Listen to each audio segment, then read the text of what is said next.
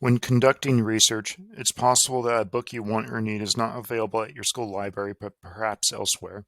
This is where loaning between school libraries kicks in, which allows students such as yourself to save time by requesting available copies directly from other libraries, instead of having to sign up for various memberships elsewhere or go through third parties to get what you need. To get started, make sure you are signed in if not already in the top right corner of the page in order to take advantage of this feature. On the results page after a basic or advanced search, if you search only SJSU collections, click on Local Copy Unavailable, request a copy from other libraries located underneath the copyright icon and date on your desired but unavailable item.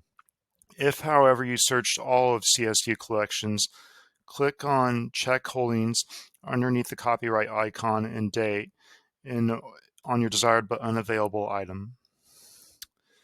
On the full record page, click on Check Holdings at other campuses with the right arrow underneath the title, author, copyright date, and book cover to see where other copies are available.